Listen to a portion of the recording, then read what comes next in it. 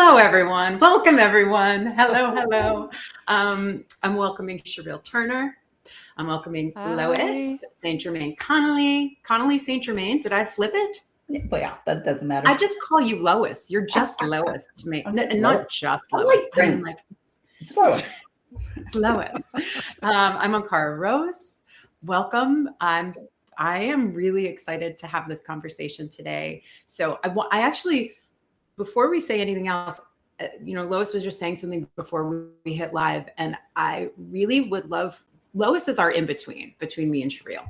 So I know that I'm pretty sure, Sherile, that you've been talking to Lois behind the scenes, like you talk all the time. Yeah, pretty much. Okay. Me too, right? So I think that Lois has been this like this in between us, and has finally, and she's just like, why don't we all come together and do a thing together? Yeah. So Lois, I'd love to hear, like, what's the inspiration behind connecting us? Yes, I love the discussions that I have with both of you separately, and both of you have amazing tools that have helped me understand myself better and actually like validate that I already knew what I was here for, what I'm supposed to be doing, how I'm operating. And, Sherile recently launched the Purpose Code. And while I was using it, it made so many things in Ankara's Success Codex make even more sense. Like I understood it, but then putting the two together, it was just like, this is a magical combination. And I felt like you two needed to be in the same room as experts of your own systems having this discussion, because me just being the layperson, like I could understand how it was helping, but I think the conversation today is going to be so much deeper and so much more powerful for anyone who is using either or hopefully both. So Ankara and Sherile, meet each other. Welcome. Hello, across the sea.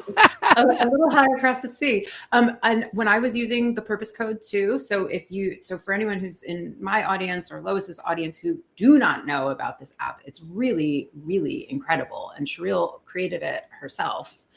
I mean, remarkable, like so good, because we've all used a lot of AI that's not good. This is actually really good.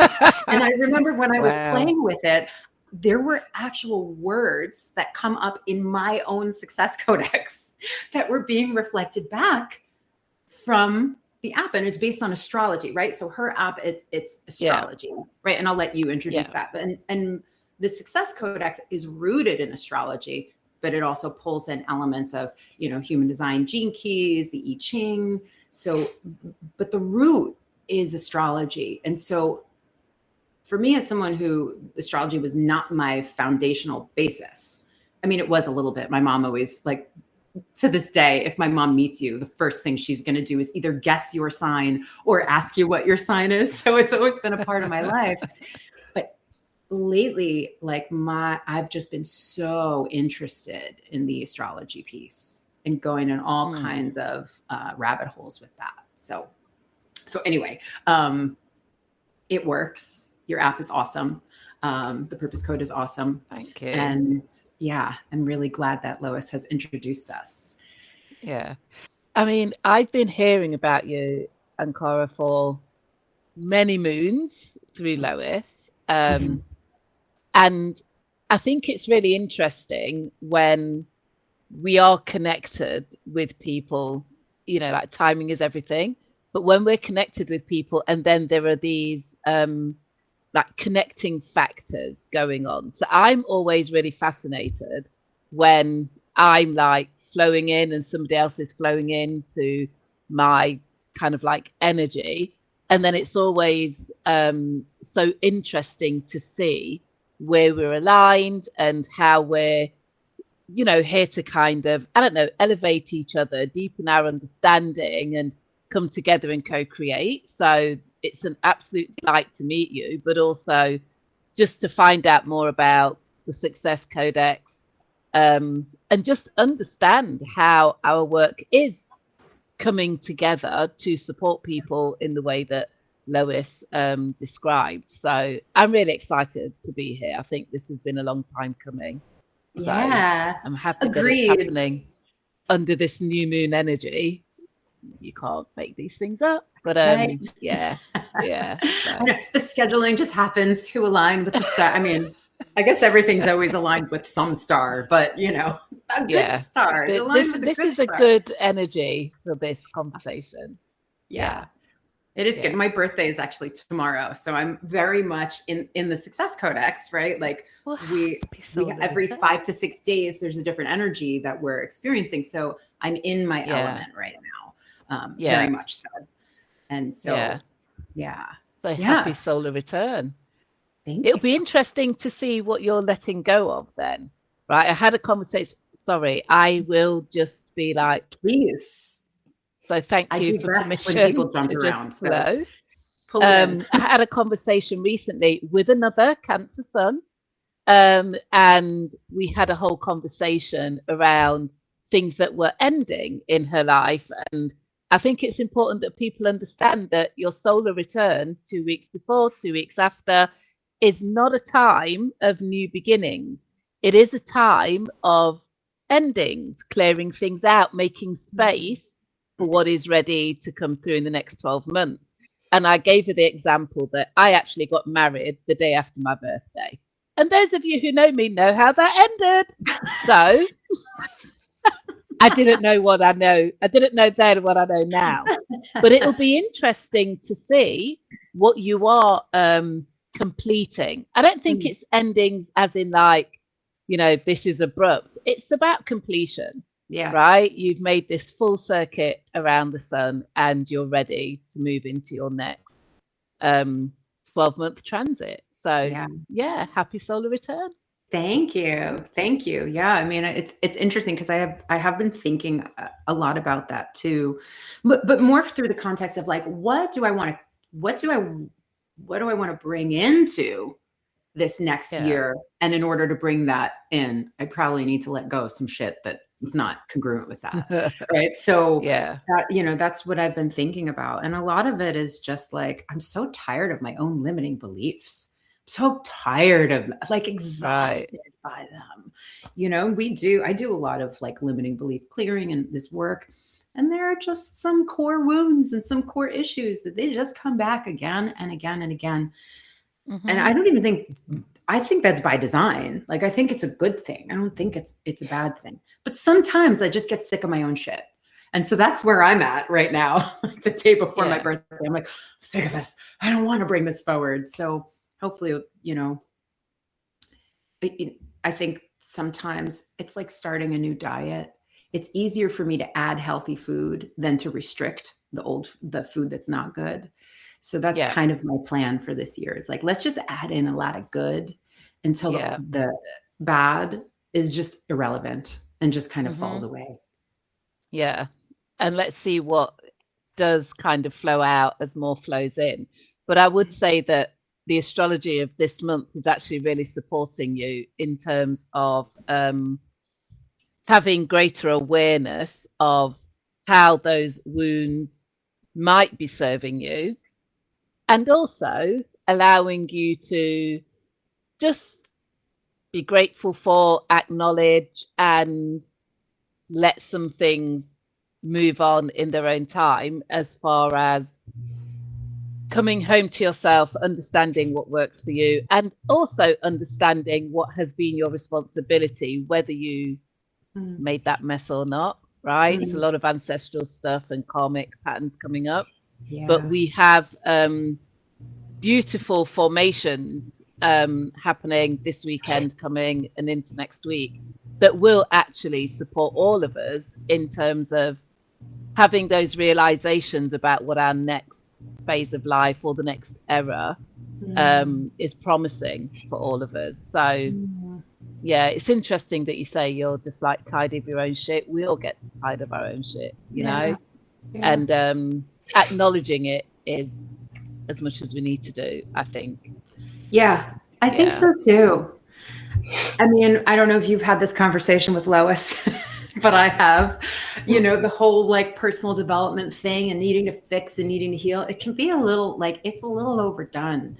Like at some point we actually can stop ourselves from moving forward because we convince ourselves we need to heal more and do this and do that. And it's not like, things change, they evolve over time if we let them. So I think I guess that my core principles and the way that I made a decision to live a while ago, and one of the reasons that I created the purpose code, and that's a whole story in itself. I mean, first of all, thank you for calling me an expert, Lois, but I am a student. And I created the app, but I did download it. So I'd love to take credit for how well it's working, but I'm just going to let you all know now, like that came through me. But one of the core things that I live by and that I do try and impart to people that I work with, whether it's one-on-one in coaching or in consultations, is radical self-acceptance. And I think when we get too much into healing as opposed to remembering, we do try and mold and shape ourselves into other people, or what society, parents, friends and family deem acceptable. And the biggest struggle is owning who we are, owning how we show up in the world, and owning our own auras, energies, souls and spirits. And I just think so many of us would have a little bit more peace if we could get into radical self-acceptance. And rather than bend to the criticism and judgment of others, just really say, no, this is just me, this is how I show up, this is what I'm here for. And I think that is where tools like astrology, human design are really, really powerful, but also really needed as far as getting the message out to as many people as possible. Because once you understand, right, this is what happened the moment you entered the world. This is not an accident. It's not a coincidence. You are fit for purpose. This is why you behave this way, think this way, feel this way. People can then focus on their talents, their gifts, where they're strong, and just release some of the things that we've been told we need to fix. I completely agree with everything that you're saying, right? It's actually a big drive behind why I created this system too. I just found, like my big thing is giving our authority away, right? Like that's the pain point that I think causes, it's not always a conscious pain point, but I think that that's what causes a lot of the pain points that we have, right? It's like, I'm feeling the discomfort of not knowing what I want to do with my life. So let me go hire a coach to tell me, let me go, just seek the answers outside of myself. I don't know if you've experienced this, but I think at least in human design, I've seen people use human design as their authority instead of a tool of self-reflection and self-knowledge. Maybe it happens in astrology. I work very hard when I'm training. Well, not hard, but like I'm very insistent with my coaches and my students who I certify in my system that the Success Codex is not someone's authority. We use it as a tool for self-understanding, and it's a springboard. And for me, and you might disagree, right? And it's fine if you do, but like for me, people are allowed to disagree with the words that are on the page, on their chart, because that's still giving them information about themselves. My goal is not to make someone believe what's on my system. My goal is to help people understand themselves. 100% people are born with a purpose. They're born with everything that they need to be successful. Okay, yeah, you learn some human skills, fine. But that happens through experience, and that happens through, life. We learn through life. But we are all primed for success. And I think that's a really beautiful thing. And the self-acceptance is absolutely part of it, right? Like we have to accept ourselves, trust ourselves. recognize that we're like, it's really fucking rare to have the same chart as someone else, right? Like, what are the chances that you have the exact same chart as someone else? We are so unique. And I don't know your business background, but for me, I was wildly successful until I decided I wanted to be successful. And then I gave all my authority away, and I took all the strategy programs and all the trainings, and I forgot myself. And I stopped believing that I had what I needed to be successful. And that was like, that was my waking up point. That was the trigger that inspired me and brought me to creating the system. Yeah. I mean, that's pretty loaded for me. I know. And it's fine if you disagree, I'm right? just going to be honest. Well, here's the thing. I can't lie because there are too many people here that know me already. We've got Monet, hi Monet, and we've got Lois. They know that my word is bond. It's like I am the authority, and so is Ask Sherile. Here's the thing. Authority is one of those things that is a little bit ambiguous, and I think a lot of this comes down to interpretation. I think what I have noticed is that and maybe this is something that happens with some people, because I don't want to generalize, but there are often people that come to me or that engage with me in whatever way that they may well be seeking some authority because they haven't discovered their own. And so they'll borrow mine. And I am really happy to lend it out. It's like, I'll tell you what to do. You need to do this, this, this, and this. Doesn't mean they will do that. But something really interesting has happened with the app in that people take the app's authority over mine. So there is this kind of dilemma going on. And I've had people say to me, well, you said something, the app said something else. Who do we listen to? And I'm like, I wrote the app? No? They're like, yeah, but you know, you're human. The app's tech. It's not influence. So people will borrow your authority until they develop their own. Yeah. And I think what is really interesting is that my 9th house is in Capricorn. Capricorn is the sign of authority. I teach from that place. My career before doing all of this was in publishing. That's 9th house. And so I have always felt very certain of my authority. And I'm very Caps. Moon in Capricorn, midheaven, North Node, Pot of Fortune. So I do hold a lot of authority, and I show up with authority.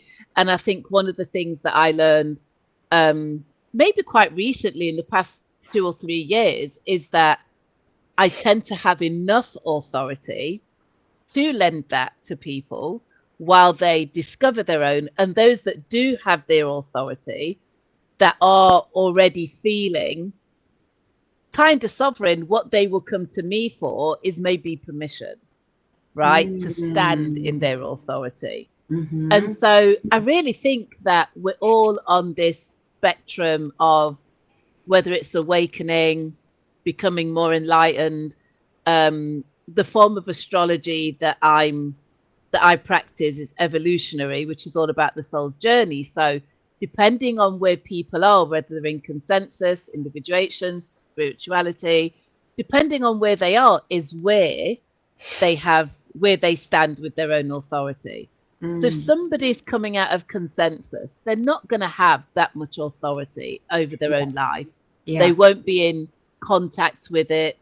And as they individuate and then go through the stages of individuation, they will then find that they're able to say no to people, that they're able to feel safe with their own authority, sovereignty, and decisions.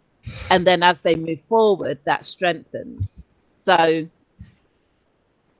it's neither good or bad. It's neither right or wrong. I really believe that it's where people are on their soul's journey. Yeah. So, and, you know, like I have a background in, I have a master's in education, right? And like, it's part of developmental psychology where we try on things that other people are doing. That's part of our growth, right? So I think that like, yes, it can be really, really helpful to have someone give us something that we can follow and try on. I think the danger zone isn't your authority. I think the danger zone is when, and this is not a you thing, it's the personal person. The danger zone is if I stop listening to myself in that process, right? So for me, in human design, I'm a 3/6. I am designed to try everything. And I gain my life wisdom from trying, from fucking it up, from failing, and then I refine it. And then I go and tell people, hey, this is what worked. This is how to make it work even faster and better for you. Like that's my job. So I mean, that's why I say, like, giving my authority away in my business was the best thing that ever happened to me. I tried on everybody's strategy. And at the end, the big wisdom reveal was try it on, but then tune into yourself and figure out which one is right for you. So anything, any piece that you are giving, right? Like a sovereign person, which I mean, I see as part of my mission is like helping people remember their sovereignty, you know, like, and I think that, I don't know if that's part of yours too, but I feel like that's part of what you do. 1000%. Yeah. So for me, it's like, it's also how I teach the Success Codex. Try this on. Does the word fit? Does this energy make sense to you? Oh, it does? Great. Now what are you going to do with it? Now how are you going to apply it? Right? So like, and then through the application, we build the capacity to have the nuance. We understand ourselves more deeply. Right? And that is one of the things that I really love about the Purpose Code is that there are action steps built in to every response. Go journal about this. Go write, like, what are you going to do next? Right? Because who cares if we learn about ourselves? I mean, it's great. It feels really good to know about myself. But if I'm learning about myself so I can be myself, I need to put it into action. Yeah. And I agree with that. I think, you know, you said remembering their sovereignty. I think in the same way that you said everybody can be successful, everybody is sovereign. Every soul is sovereign. And the monad, the highest expression of our souls, as our souls, holds all knowledge, all wisdom, all understanding. So our journey in each lifetime is to remember. And if people just understood how sovereign they are as souls, how powerful they are, the lifetimes that they've been through, the experiences that they've overcome, and just knowing that incarnation, reincarnation is just a part of the overall journey, then there'd be less fear in their lives. Because I think when people come out of their sovereignty, it's usually fear-based. Yeah. It's usually around the fact that oftentimes, and I notice this a lot with women, and of course there are men, but women in particular sometimes become afraid of their own power, right? Yeah. And a lot of that is conditioning. A lot of it is, you know, what we've been told and how we should, you know, perform, etc. But well-behaved women don't make history, right? So we just need to remember who we are as souls. Forget about whatever body we're in, right? Forget about where in the world we are. As a soul, we are all powerful. And I think helping people to remember that, no matter what they're going through, is a huge intention of both of us and Lois in terms of the work that we do. Yeah. So yeah. And like what's coming to mind when you're saying that is like, if we come to anything from our sovereignty, right? Like if that's the baseline, we can listen to anyone else's authority and it only enhances our own sovereignty. When we're coming not from a space of not remembering that we have this personal power, that we are creative beings, that we came with this purpose and with this magic. That's when, like, again, it's like because there's an edge, right? There's an edge to like who I'm being and where I'm coming from when I'm trying something on is going to vastly influence my experience of it. If I'm coming to you because I want you to save me, versus I'm coming to you because I know you have a jewel of wisdom that's going to enhance my journey, I'm going to hear different things. It's very different. And to your point earlier that we are all unique, I think this is again a part of that inner power where we don't have to, I mean, we can try things on, and we all do, but we don't have to fit into somebody else's mold. Yep. And the more curious we become about our own uniqueness, right? The more we go within and just really get comfortable with our differences as well as our similarities. Yeah. I think that is where a lot of our power and authority comes from. And I find it really interesting that you're a 3/6, I'm a 3/5. I do not know a lot about human design. Lois can attest to this. But what I have always known about myself, the first time I had my human design chart read, which was a few years ago, it just all resonated, right? I'm a bit of a chaos merchant. And for many years in my professional career, you guys know my human design. I worked in crisis management, so I worked in media, but I was always called into projects that were failing. I was called to fire people, restart projects, like make money out of nothing. But I was always called into environments that were in crisis. And I mean, crisis as in a national television network was being sued crisis, not we didn't make our figures. I mean, like, big things that would scare people. And I was always comfortable, and everybody else like, how do you do that? I'm like, I'm a chaos merchant. But knowing that that is part of who I am, of course I accepted it when I was doing the work, but then understanding that later helps me to understand why it is that when people sit with me, I do create a lot of transformation in their life, right? It's the same energy. Understanding that a 3/5, like you, I'll test everything. Like, I don't care. Like, I know that people don't believe when I say I don't care if it works or not.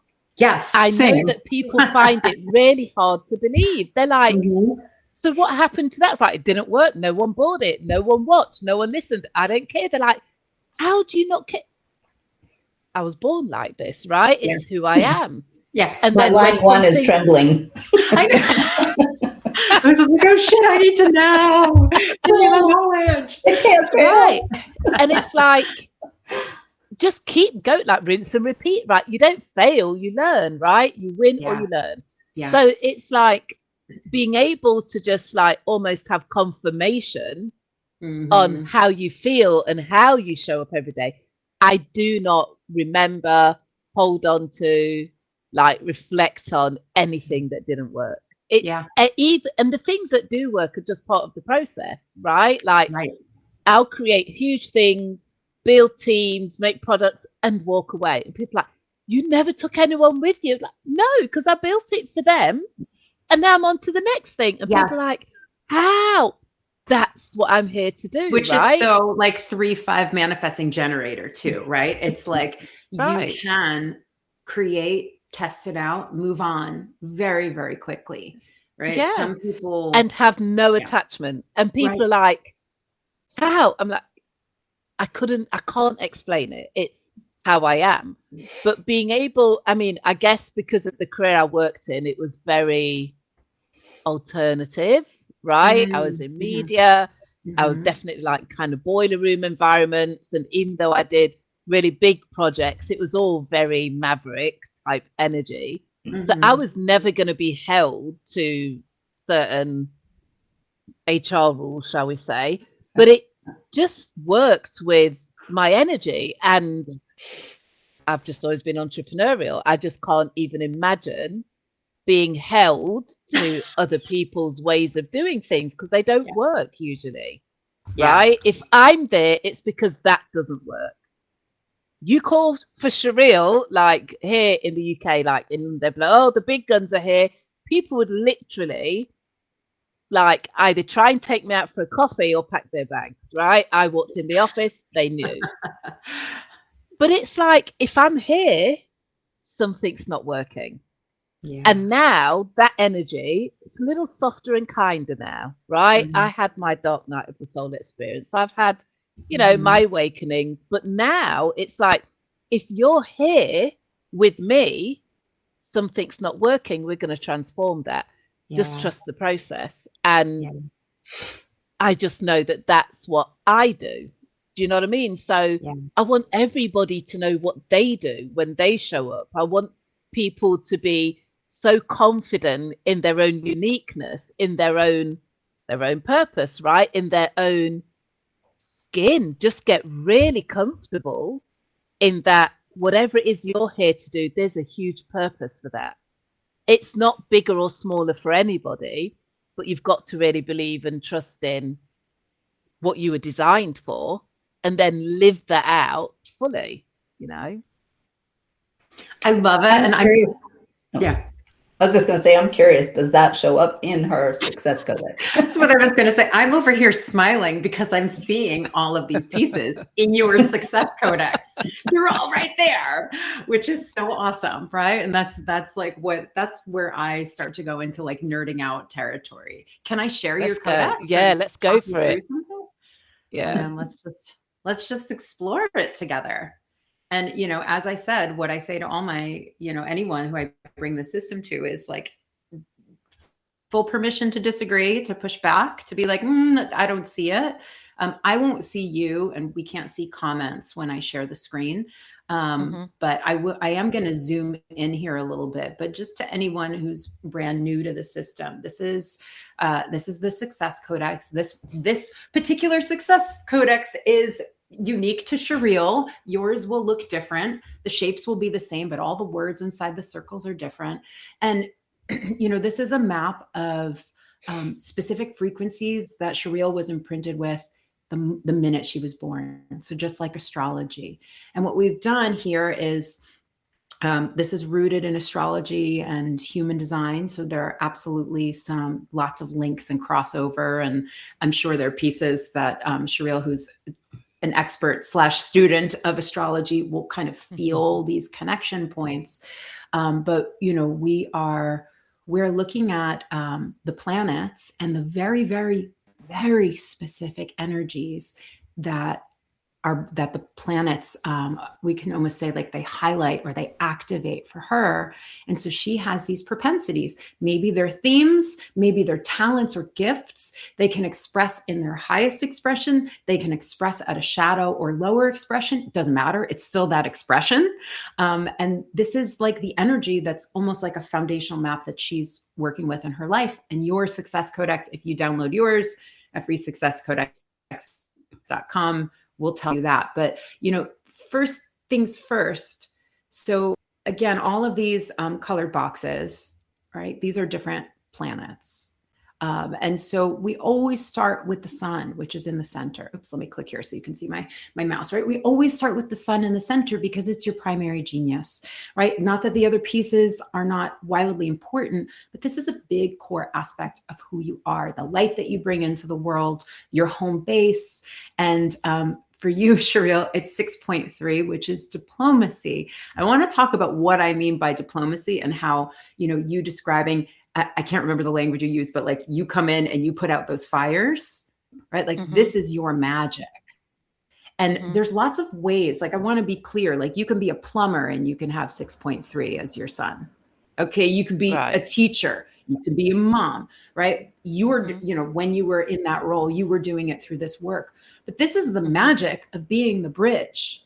So when there are fires that are happening, yes, it's putting out the fire, but it's creating consensus about how we're going to solve this, right? And the diplomacy piece is really about, I don't have to make anyone wrong to make that happen. I can actually highlight what's working. I can find the threads that we can all agree on to make whatever this is happen. I don't know how that lands for you. I would never use the word diplomacy or diplomatic to describe myself. So I find I'm really, really pleased that that's how it's described, I'm going to take that one and run with it. I'm going to just say to diplomacy, my son, like whatever. However, what I'm hearing, and I find this interesting because in the purpose code, my purpose archetype is the bridge.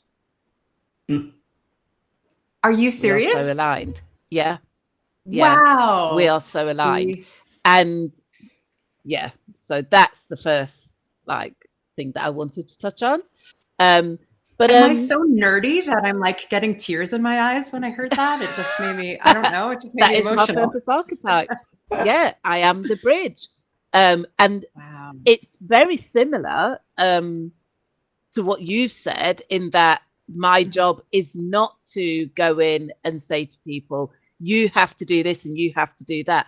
I am actually very good at creating the change or the fix, and then having people come on board. So I'm very action oriented, and my sun is conjunct my Mercury. We spoke about that a bit earlier before we actually got on the call, which is down here. Yeah, and that is one of the reasons why it's so. There's also another thing, is that obviously for people who know me know that I'm psychic. So I kind of read people's minds. I'm very good at reading people's energies. I know who to work with, not work with. I know who to remove. I know how to kind of play chess. But I'm always working for the higher good or the greater good of all. So I think that's where I might be a little bit diplomatic or have a bit of diplomacy. But I am the bridge. I'm always taking people from here to there in as smooth, as quick, and as easy a way as possible. So I think that's really accurate. Yeah. I love that. And, you know, even before we hopped on, I was telling you, I was like, oh, I noticed right away that your sun and your Mercury are conjunct. And like if we're in astrology, so is your Mars, which is here, but it's because the differences they're so minute. This one has a different key code and approach, right? So I just want to say, like, when we're looking at this top word, right? That's the energy, or that's the key code name and the frequency. Then we've got the archetype underneath it. So there's that bridge, which is your archetype. The word under that is your alignment cue, and then the out of alignment cue. So again, that polarizing, that would be like making people wrong for it. And you said, like, you're not interested in that. You're interested in being the bridge.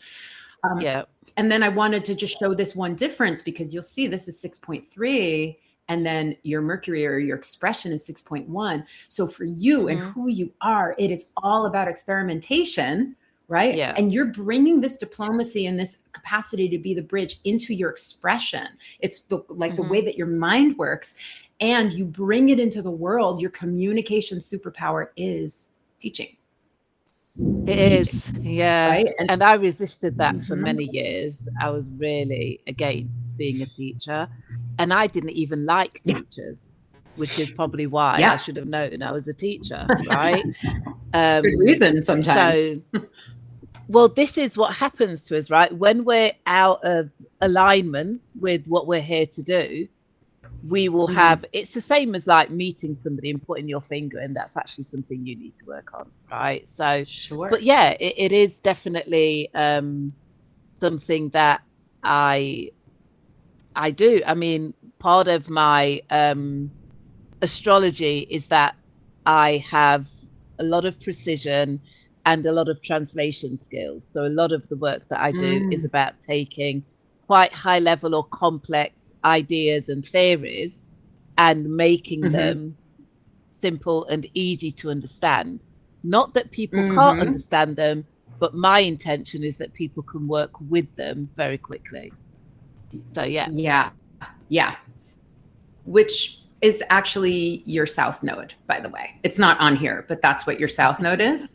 So your South Node is like almost direct too, right? Because it's the same as my birthday, right? So anyway, that was just a side note, but I wanted to say one more thing that I'm like another theme that's showing up here, right? And like, you know, you said it's like you have this authority and people come to you for those answers. But this is your rising. Your rising is direction. People see you as a compass, and what are you directing them to? You're directing them to the highest good of them. So I think you just said something like that, and my eyeballs went right over to direction here, right? And look, they're perceiving you. They're seeing you like, oh, this woman is a pioneer.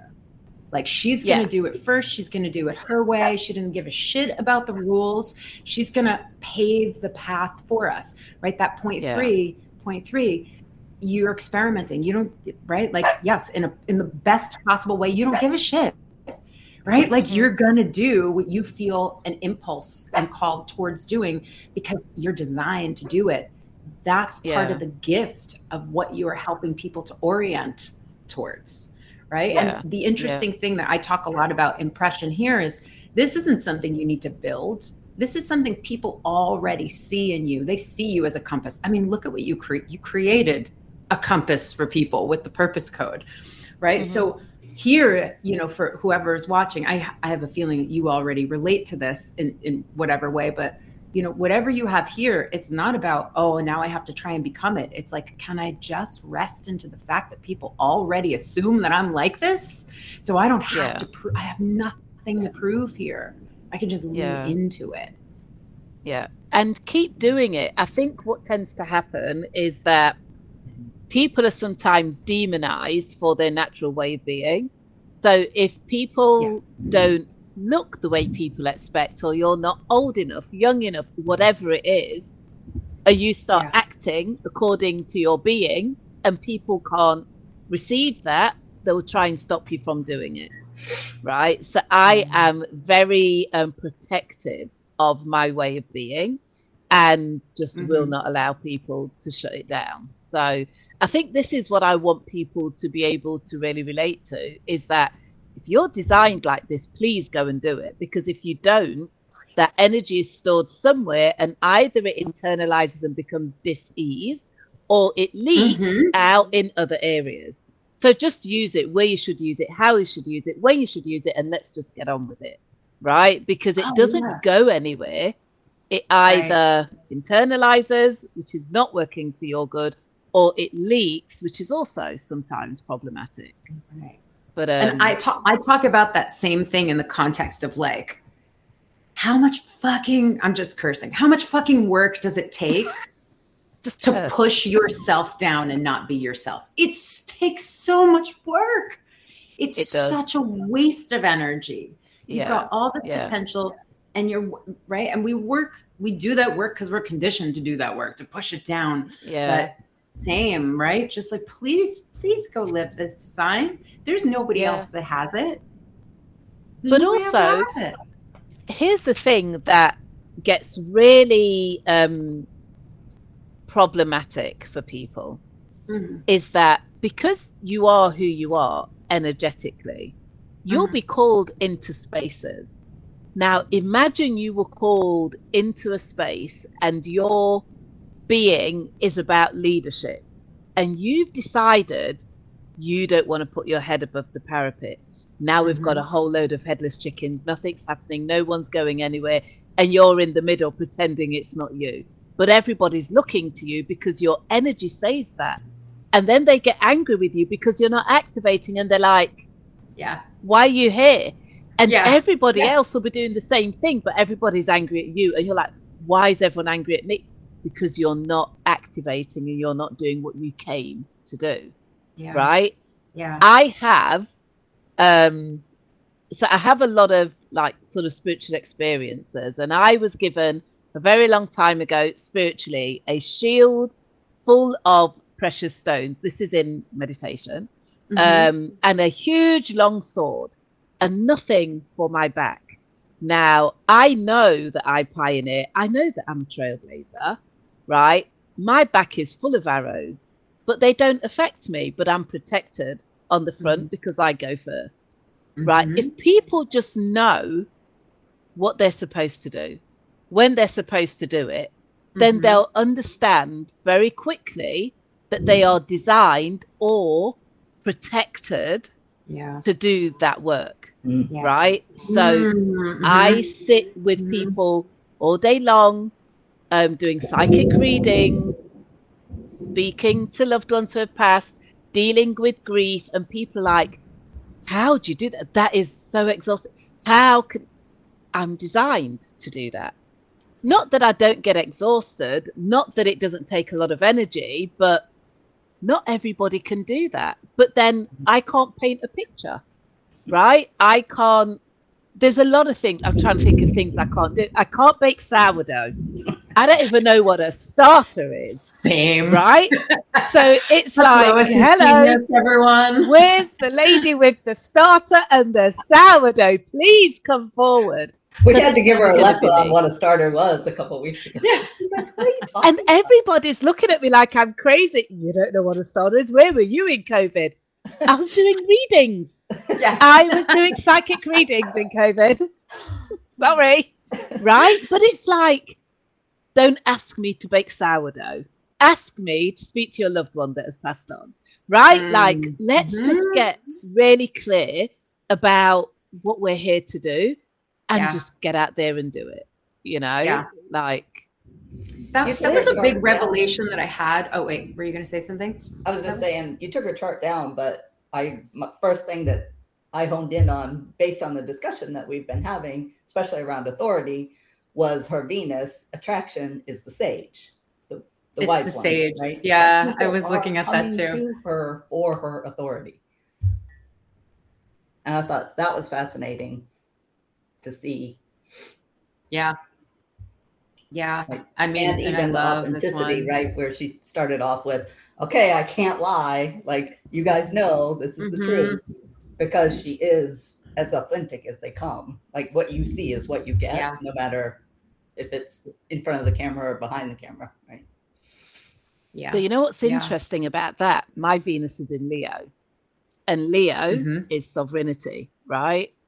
In astrology, Leo rules the 5th house, but Leo is the sign of the sun, the sign of the sovereign. And I think that, and I'm Taurus rising, so Venus is my ruling planet, right? Taurus rules kings, Leo rules royalty, leadership, etc. So here's the thing. I'm not going to say that I've never been, no, I'm just going to be, I can't really think of a time, even if I pretended that I wasn't who I was, I always knew who I was, right? Now, there'll always be environments where we do feel a little bit intimidated, or you're like, you know, I've always my whole life been told that I'm too much, I'm too this, I'm too that, I'm too the other. Now, that's right, that would be me. But here's the thing. When you know and understand why you are too much and you are too whatever, you just have to own it. And then when you get into the right spaces, you see how it works for you. And I think my big thing with astrology is when I went through my dark night of the soul and I was working in media and I was what people would perceive as successful and my whole life crashed, I was so confused. And I was like, but I've done everything right. You know, I went to college, like got a career, got married, had children, like I'm making good money. We've got the house, the cars, the holidays. Hello. How has everything crashed? Well, everything crashed because, number one, my skip step, which we might or might not speak about. But number two, I had completely forgotten all about my royalty, my sovereignty, right? And it's so interesting because I worked for a company called Sovereign. Like my first media job was in a company called Sovereign. And I just did so well. And I was like, oh, I like this, right? Because it's like I made lots of money and just became really successful. But for me, for a lot of those years, I had forgotten who I was. So I was so caught up in the, you've got to go to work every day. You've got to please these people. You've got to please your husband. You've got to take care of the children. I was in people pleaser mode. Like I even got married to please relatives, right? Everyone's like, well, you live together. You need to be married. Okay, right. Everything in my life at that point was about people pleasing and not about leadership. And eventually, if we don't step into who we really are, it will crash and burn. And it gets painful.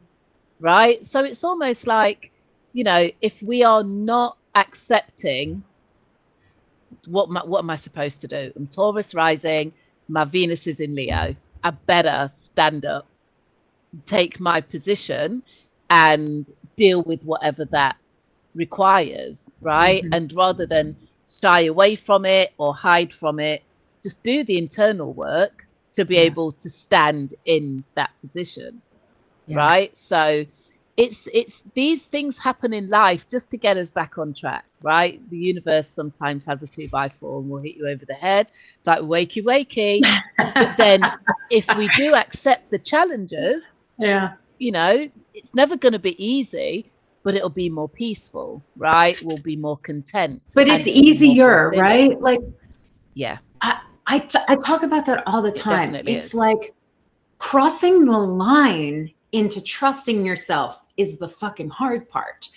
You get across that line. It's not like there's no effort, but now you're working with your energy. Now there's wind beneath your wings. You're moving in the direction of the river, of your own river. And so there is, like, I always like to say that the universe is conspiring for me to be myself.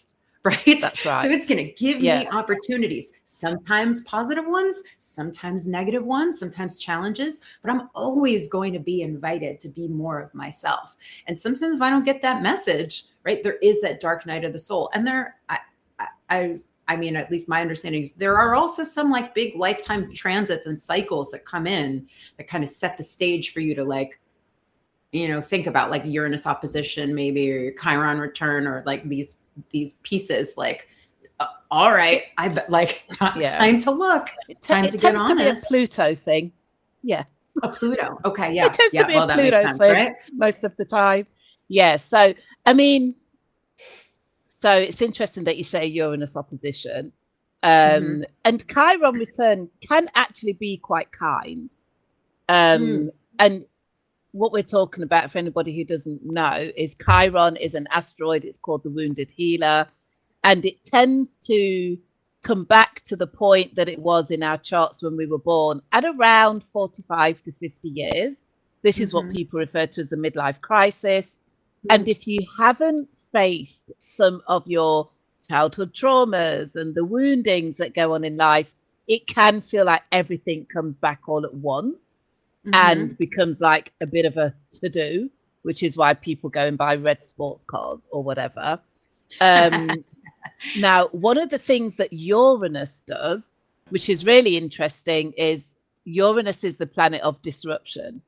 It is the planet of rebellion and freedom, but Uranus breaks bonds. And if you can just remember that, then you'll understand why when Uranus hits a certain part in your chart, or aspects a certain planet or placement in your chart, then what you're likely to experience is anything from a separation to a divorce to a change of career, moving home. It will break bonds, and those bonds tend to be soul ties. So it's not just like a regular, we've had enough of this. We're not shopping at Aldi, we're shopping at Sainsbury's. No, it will break a soul tie. Yeah. And it will be for your good, but it might not feel like it. Yeah. And Uranus, as a planet, one of the most recent discoveries, is actually the planet that holds hidden memories and traumas. So when Uranus breaks a bond, it really is something that could have been carried over lifetimes. So when Uranus was going through Taurus the past 8 years, like, I've moved home more. I'm a Taurus. We like stability. We don't like to move. I've moved more times in the past 8 years than I have my whole life. Like, things come and go, they change. And Uranus through Taurus was creating gravel. And it was like being dragged naked over gravel for 8 years. Right. And so anybody with strong Taurus placements would have had so much disruption, separation, endings of relationships, like all of these things going on in the past 8 years. And they'll be like, why? What is wrong with my life? Well, the good news is it's temporary. And Uranus is now in Gemini, where it's a little bit happier, but it does create wars. So, it swings and roundabouts. Personally happier, a little bit, depending on where you live, I guess. I can deal with the war. I cannot deal with it in my first house. I don't know. I don't know what to say. But so there are transits that happen, Pluto through Capricorn squared everybody with Pluto in Libra. This is when people's husbands died, left, got divorced, because Libra, the Pluto and Libra generation are all about marriage and relationships. And we can see these generational shifts that happen. And you'll meet somebody who's a similar age and you'll be like, what happened to you? And the stories are all very similar. And we're like, oh, Pluto did it again.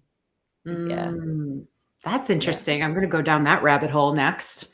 Yeah. Oh, and Saturn returns are great too. Yes. Look at Lois. She's just like, no, not great. I've lived through two. You guys. Yeah. I was going to say every 30 years, you will be asked to mature. But it's the one thing I'd say is there's nothing to be scared of. These things are working for your good. Yeah. Right? They are helping us to remember who we are, become more of ourselves, and get on the right path for your purpose and what you're here to do in the world. Yeah. Just maybe don't quit your job and try to become an entrepreneur right when your second Saturn return hits. But you might have PSA. to, because maybe you should have done it earlier. And Saturn's like, oh, you weren't listening? Yes. Well, we're going to do it all now, honey. You just got forced to do it. You were going to do it one way or another, okay? Yeah. And maybe you're early. This is the other thing that people don't think about. You think, oh, I've got to do it all now. Maybe you're early so that you're being aligned for a future transit, which is your liftoff. Right. And if you think about it that way, then it feels a little bit better, right? Yeah. Could I use that's it because I know Lois's chart that I can say that. Yes. You've got it memorized. I do. I try and memorize charts. It's a really bad habit. And if I don't remember it, I'm like really angry with myself. Like, why did I know your chart? Yeah. Why did I know that about you? Yeah. Yeah. So many people's charts. But yeah. So, I mean, we are made of stars. What is it? The stuff of stars? What is it? Ra said something. We're all made of the same stuff, right? As stars. We are. Yeah. So why would we not be moved by the planets and the stars when they move, right? Yeah. It's so true. It's so true. Yeah. I mean, I find all of this to be a wildly interesting, fascinating, exciting adventure. Maybe I'm designed that way to view it that way. Like I look at my mom who feels like all, but she's got a lot of ancestral trauma, but like Holocaust trauma. So I think her view of the world is like a little bit different. But for me, it's so exciting. For her, like all of it is just terrifying. And I think the way that we look at these changes, right? Like holding the perspective that you just brought in, right? Like it's all happening for us, right? Like, it's or even what I said, like how it's conspiring for us to be ourselves. It's all like it's an unfolding over time, and that's a beautiful thing. It's the resistance of it, I think, where we feel a lot of pain. Right? Yeah, resisting the change that wants to happen, and all of those pieces. So and I think that. Sorry, I was just going to say, I think that the resistance that we often feel is a really strong indication that that's our next step, right? So and I'm not saying that life should always be so flowy and easy, but it's those moments when we do want to resist. We're like, I'm not doing it, I can't do it, I don't want to, or whatever, that if we allow ourselves to lean in, we might be like quite surprised, and it might be quite a magical moment and a great opportunity. But often our conditioning will push us back or ask us not to take that little leap of faith. Right.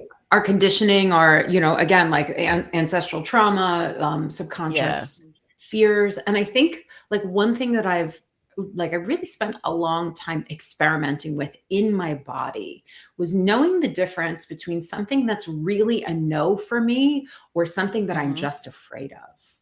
Right. And like, there is a difference. There are things that it's like, that's not for me. And like, I am taking out the language of the sacral, which is like part of being a generator in human design. You have a sense of what's right for you.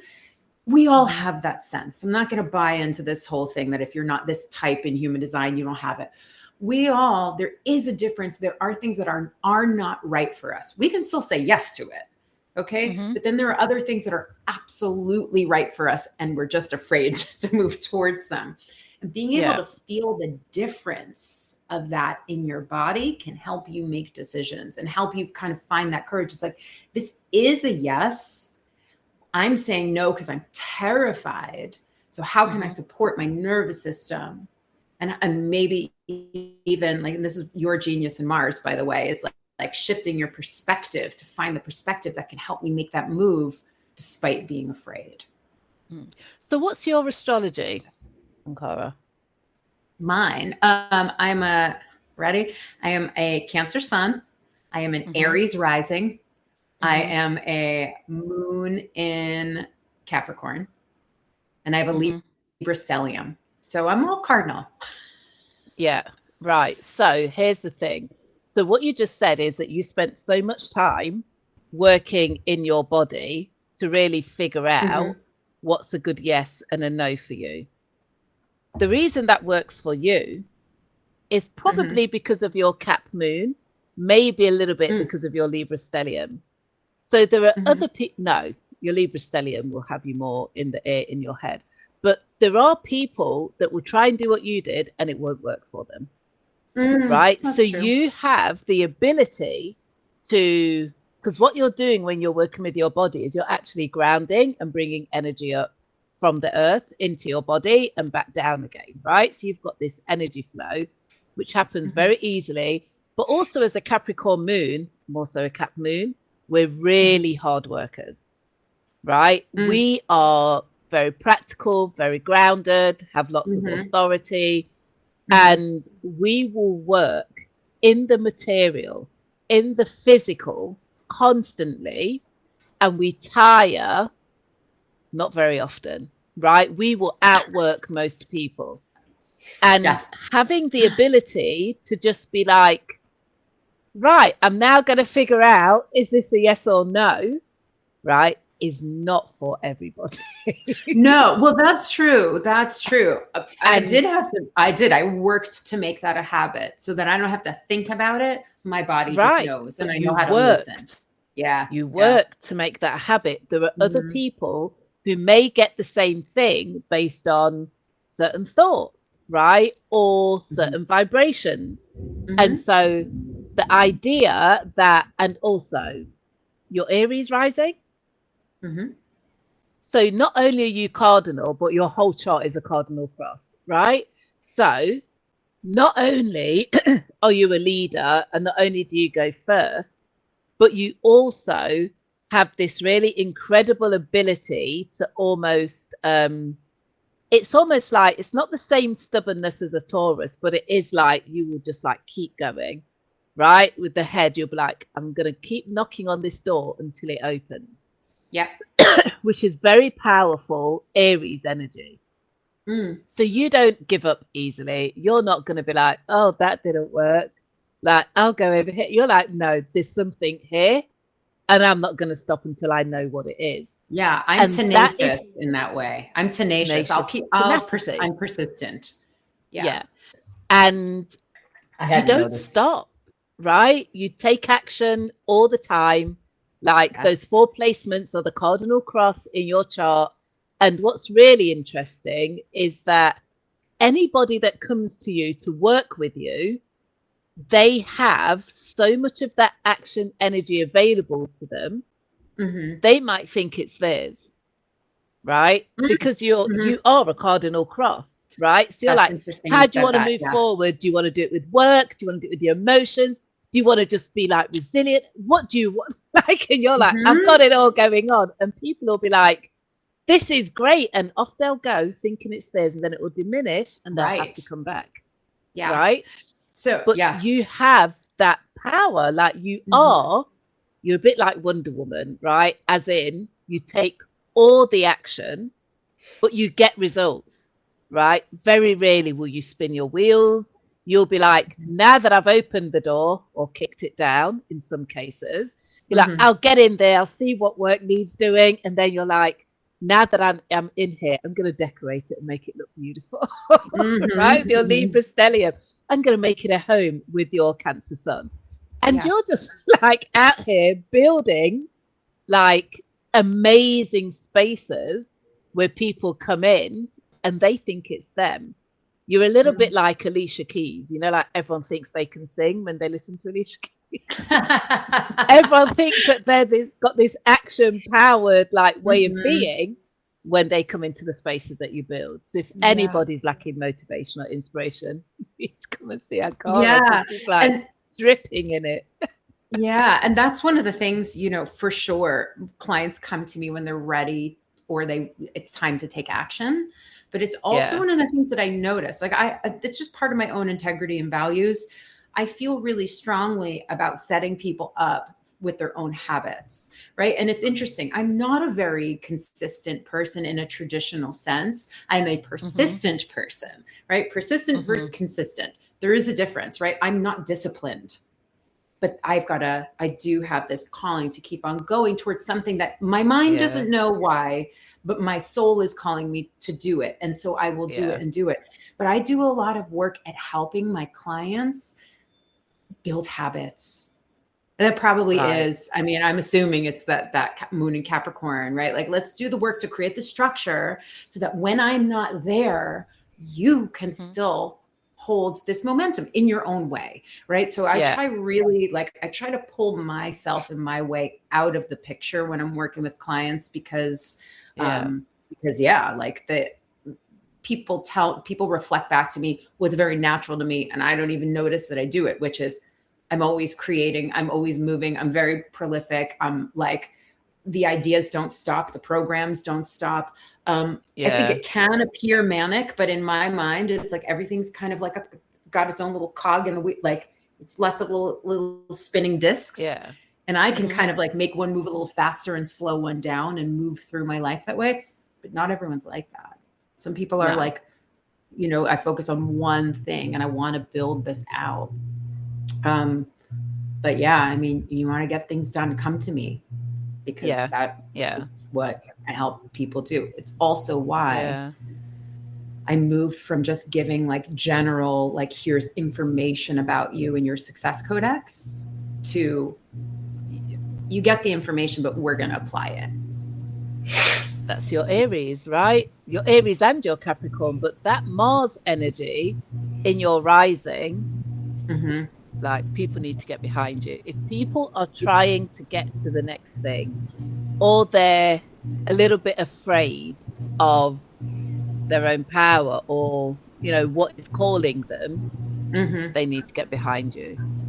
Like all action, but not just action without feeling, right? You're a Cancer sun, so you are like, let's work with the emotions here, right? Yeah. And that's a great balance for a Cap moon.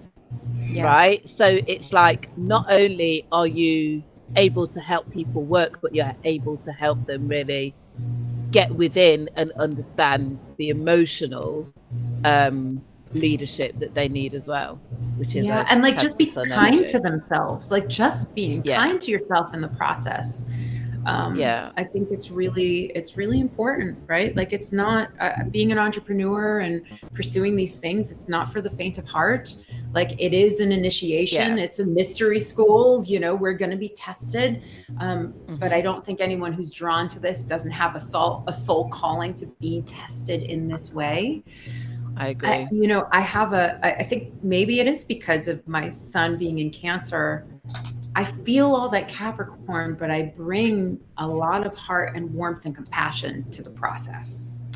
And so I don't see myself as a hard worker, but I am always working, right? Like I try and I've been building to a gentleness in the way that I be in the world. Just it just allows me. It's like that radical self-acceptance that you were talking about in the beginning. It softens something and it opens us up. And so for me, like, yeah, maybe it's the Cancer that kind of does balance out that moon and midheaven and Capricorn, right? Like, it's so long game. It's so like, we're gonna go and we're not gonna give up and we're gonna keep on going. We're gonna build this out. It's a marathon, right? It's a marathon. Yeah. Do you know where your Pluto is? I can look it up right now. Give me 1 second. I should have shown you my yeah, I should have pulled your chart first. While you're looking that up, I put the links to both. I'm trying to pull it down. Apps. Thank you. Yeah, so Lois just put those links in first. Let me see. Thank you. My Pluto is in probably part of your stellium in Libra. Oh yeah, that's right, Libra. So actually, I'm looking at. I like Whole House. I didn't even know about Whole House until the Purpose Code, and it changed everything for me because I have Saturn and Jupiter pretty much conjunct, and I was looking at them in the 6th house, and it's always been this like burdensome, heavy thing for me, and seeing them in the 7th house, all of a sudden I'm like, oh my God, that makes so much more sense. It just makes so much more sense. So I can show you like the not Whole House. Is this Placidus? Is that what it's called? Yeah, I'll tell you why I use Whole House in the app. Yeah. Because of the calculations, effectively, but also, I think what people might not understand when they sit with a professional astrologer is that an astrologer has so many skills in terms of interpreting a chart that they will look at somebody's chart and they will shift those placements, right, in order to be able to interpret something. So I'll look at your chart and I'll see that you've got Saturn in Libra in the 6th house, but I'll also look at it from a whole house and then I'll be like, oh, okay, this makes sense. But I'm not going to tell you that that's what I did internally, right? So if we think about placements and just get into Whole House, because the app is really about helping people to understand their soul's work, their soul's purpose, you know, what they're destined to do, where they're destined to go. We're not looking at a chart for a specific date and time or experience, or, you know, like somebody's come and said, oh, you know, it's the new moon in Cancer, what's happening for me? We're looking at the chart for like your whole life, right? So looking by house just gives a little bit more clarity, and it makes it easier for the calculations in the app, which I'm just going to say are like pretty intense to put into the app because there are no ephemeruses or APIs that are actually accurate. So I had to do calculations for planets and asteroids and all the rest of it. So what tends to happen when we look at Whole House is that we can just take, and just for clarity, a zodiac wheel is split into 12 houses, and those houses represent areas of your life. And so having something like Saturn in Libra, Saturn's exalted in Libra, right? So now we're dispensing the energy of your moon in Capricorn into Libra, but into your 7th house. The 7th house is relationships, partnerships, so romantic and business partners. So now you're likely to attract somebody who has very strong Saturnian qualities, Capricorn or Aquarius, right? When they come into your life, my husband's a Capricorn. There you go. So when they come into your life in the 7th house, now it's exalted. It's a great relationship, right? As opposed to being in the 6th house, which is like the mundane house, the house of like disease and day-to-day life and work. Now Saturn in the 6th house feels like hard work and drudgery, and everything takes 10 times longer. And you're like, but that doesn't feel like my life, because it's actually in Whole House, the 7th house placement. right? Yeah. So that is a massive shift. It's if you can understand that. Sherile, it was the biggest aha for me that I've had about myself in probably as long as I can remember, since I've been looking at these systems. Because I was always told that I had Saturn and Jupiter in the 6th house, and that like I was going to learn all my hard lessons through my body and like through illness, and everything's going to be hard work and you have to be disciplined. And I'm just like, I just don't know. And it was always this like, I don't know, like a dark gray cloud of, not that and people have that, and I'm sure they don't experience it as a dark cloud, but for me, it didn't feel right. It didn't feel right. I've had, since my Uranus opposition, there's been a real reckoning with belonging and relationship. A part of myself that I've been very like through self-preservation and childhood trauma has been very like, I'm very close to people, but I don't really allow myself to be held, and I don't need anybody's approval. And then all of a sudden I'm like, shit, I need people's approval. That's driving the ship underneath. But I like seeing this, 7th house aspect where I've got like some big planets there. I feel like it's just clicking into place. So it's really it's been awesome. And also I'll just throw this in too, right? Like feeling in my business, like I have to be the one to create the communities from scratch versus leaning into other people's communities. Which is what the purpose code told me. And I'm like, oh yeah, every time my business explodes, I'm just leaning into someone else's community and giving through that. I'm like, that's so much easier for me. So well, your 7th house, right? So you need to have business partners like me, Capricorn moon. I've got like a bit of a stellium in Capricorn. Like your husband, you probably connect with his community really well. Right. So when Uranus came into Aries, which is the self, which is like the head, right, which is why it's sometimes a little bit stubborn. It's the idea that Uranus is saying, because your Uranus is in Libra, right? Because your Pluto is in Libra, right? I'm kind of working out your chart. What it's saying is, in past lives, you had trauma, head injuries, right? Or disruptive thoughts about the self. Now, how does that show up? Opposing. So do you have Chiron in Aries as well? I have Chiron in Taurus, actually. Okay. So you're a little bit younger than me. So having that Uranus show up and opposing Uranus, it was like, now is the reckoning.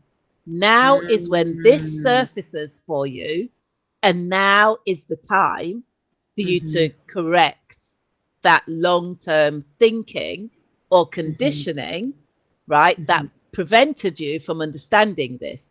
And I guarantee you would have gone through an individuation stage at that point, right? So you would have got to that point of like, I know who I am, like, kick that out of the bed. Like, I don't need that in my life. I don't need that idea anymore. I'm done with all of that. I'm now at this stage. I know this about myself, and I'm good with it. Right. And Uranus will break those bonds, and it will say, no, you're good. Now go be a rocket ship. So we all need these, whether it's a square, an opposition, like, or a conjunction, to happen every now and then, so that we can connect with those traumas. And people are so afraid of traumas and wounding and, like the childhood issues. We've got to lean into them. We've got to go and like pull the screen back and have a good look at it. And rather than be in judgment and fear, be curious. How has this affected my life? How has this shown up in my life? What has it done for me? Right? Because it always works for us, which is why we hold on to it. And what do I want it to do for me in the future? Right? Just transform it. It's not going anywhere. Trauma doesn't dissolve. It doesn't fly off into the ethers, but we can neutralize it. We can repurpose it. We can understand it and just acknowledge and embrace it. Yeah. And I do think that like you and I with that 3-line energy as a, you as a 3-5 and me as a 3-6, I think that part of that pioneer energy and our willingness to experiment, like we can lead the way for other people to hold trauma and challenges that way. Like I like my difficult aspects in my chart.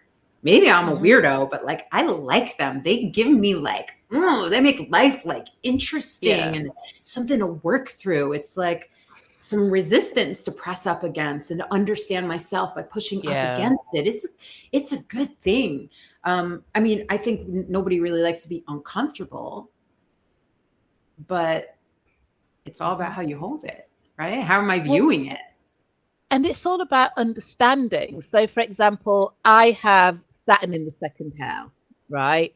And whenever anyone looks at each other, oh no, you're never going to have any money. Excuse you? You don't know me. Like, right. Can we have some clarity on this? Like, I'm a Cap moon. The moon is your cash flow. I'm Taurus rising. Tauruses tend to have money.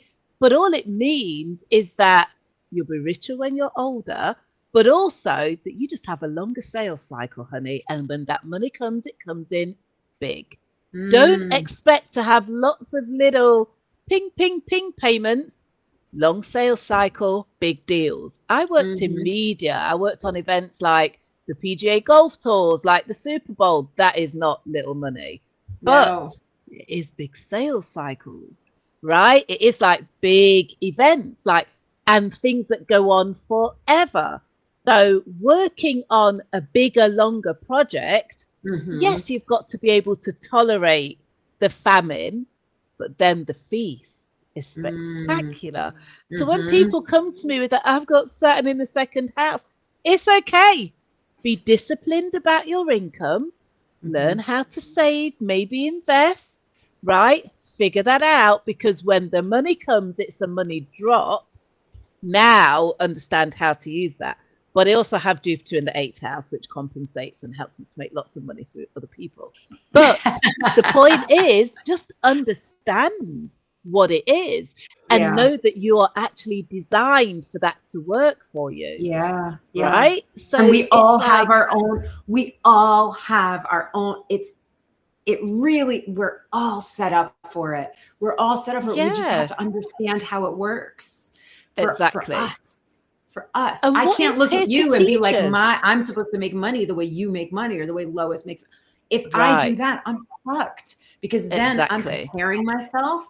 I'm not listening to like the way that I'm designed to do it. We cut ourselves off at the knees.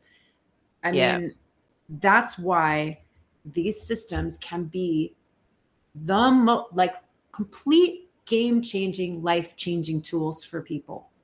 So once you start to understand the way that you operate, whether it's through the astrological lens or through the Success Codex or through human design, right? If you're using that to empower yourself, to build your sovereignty, to allow you to radically accept yourself, to help you to radically trust yourself, you are setting yourself up for a life of being on the path of least resistance to success.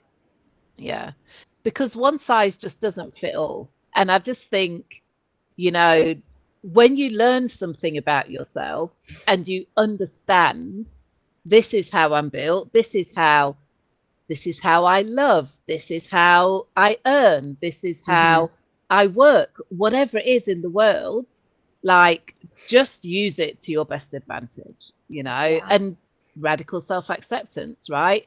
I just think everybody deserves to understand how they work under the hood, right? You want to know who you are, what you're here to do, why you're here to do it, like whatever question you could ever have about yourself. If children were taught this in schools, they would grow up into such different adults, just being so accepting of self, having the confidence to know that, I should do this work or I should show up like this. There was nobody to give me career advice about being a medium, an astrologer, a media salesperson. Those roles didn't exist, right? I just kind of fell into things until I understood and then could get on the path to seek those things. If parents understood that their children's charts, like that would do, right? We tend to parent the way we were parented or the opposite of how we were parented. And Yeah. We don't have any idea what they need. It's the same with like understanding their human design. Right. Right. If you have a projector and a manifestor, right? Two totally different ways of being than you yourself are. Yeah. Oh, that was game changing for me and my husband, who doesn't really believe in any of this stuff, but finding out our kids' human design types. My son, my husband and I are generators. Our son is a projector and our daughter's a manifestor. They do not operate the way that we operate. And so understanding that and not making them wrong for it. Right. And that's just type. That's just your 1 out of 5. Understanding the depth of, or even not the full complete picture, but like essential aspects of your kid's chart is so, it's so empowering as a parent. Yeah. Gets you out of your own way. I mean, listen, I feel like that's the times we're in right now, is we are pulling away from cookie cutter. We're pulling away from one size fits all. I think the systems in place are still grasping. They're still trying to keep everybody the same, but the systems are collapsing before our eyes because we're done with that. Right? There's a transition. It might be ugly, might be uncomfortable, but we are meant to be ourselves. Yeah. Which is our. Yeah. So. And I think we should get excited about it. I know that change isn't easy for everyone. I mean, I love change. I've learned to just like look forward to the next thing. And while it is difficult for people, I think if people can get into a way of thinking that is, whatever I'm going through right now is temporary, and whatever is coming in next is for my greater good, then it becomes a little bit easier on the systems, right? And I think if we just could see what lay ahead, and there's a reason that we can't, then maybe we would all feel a little bit better about life, right? But this new moon in Cancer that we had yesterday, and it's conjunct to Mercury retrograde, and it's all conjunct to my South Node. Fantastic. But what I would say is it's bringing up this energy of nostalgia, right? So people are really getting into their feels about, I've seen on like TikTok, if you remember these TV theme tunes, then you're whatever generation. I'm like, and you hear it and you're like, oh, and it really hits you in the feels, right? We've got all of this nostalgia where we think back and we're like, oh, times are so much better, and food tasted better and music was better. That's my thing, like 90s R&B. You'll never have music like that again, right? Like this whole thing. But at the time, there was like economic crisis and we were worried about this, and parents were worried about children's safety. In the moment, it felt awful. But when we look back, it's all like rose-colored glasses. Yeah. And it's like, if we can just get into that nostalgia and know that one day, these days will be the best days of our lives. Yeah. Right? We should live like these are the best days of our lives. Right? Nostalgia is really powerful, but we create that. You know, like we decide, oh, it was so great back then. Well, actually, this is a great time to be alive. And I know that people go, oh, no, this is happening, that's happening. Worse things have happened. Worse things may happen in the future. This is a great time to be alive. It really is. Because we're alive. Because we're alive. Here. Right? We chose to be here at this time. Like, we are great souls. Like, we're amazing souls. We chose to be here at this time. It's a great time to be alive. It just is. It is. I think about that all the time. Like, we chose to be here at this point in time because we all signed up to be the bridge between what is and what's to come. And I just think it's freaking amazing. Yeah. Oh, well, this was so fun. I am so like Lois. I think Sherile and I did not create a lot of space for you, but you were a space holder, and we love you. And thank you for genius, Lois. Thank you for being our bridge and introducing us, because this was such a great conversation. It's again, Sherile, I love the work that you do with the Purpose Code, and I feel like everyone should have it. And Yeah, it's just been such I a mean, fun they can. conversation. It's free to download, right? Everybody should download it, even if you just want to like play about with it. Or just message me on Substack and tell me that it doesn't work, which someone's done, which I find fascinating. Right. People message me on Substack like it's my private email or my DMs. By the way, Sherile, I can't log in. But please, like, I just want people to have the opportunity to just learn something about themselves, right? Yeah. If nothing else, know who you are as a purpose archetype. Get your birth chart, right? Like, there are so many people out there who do not know what their birth chart is, right? Get a daily transit, find out what's coming up for you. It's really simple. It doesn't have to be a big deal, but it's a tool that just helps you to navigate life just a little bit easier. Yeah, I love it. So it's the purposecode.app is to get the purpose code. So I would go to the website is probably the best way, or have a look at my Substack. There are posts and it's kind of at the bottom of every post. But yeah, the purposecode.app. Yeah. Beautiful. And if you want to get your success codex, go to freesuccesscodex.com and you type in your birth info same way you would with astrology. And so we'll hit people from two angles in supporting them and being themselves. Yeah. Thank you, ladies, so much for today. This was so much fun. More Thank to come you in the for future. having me. This has been amazing. So thank you, Lois, and thank you, Ankara. This has been brilliant. Thank you. All right. Have a beautiful rest of your week. Okay. Take care, everyone. Bye. Bye.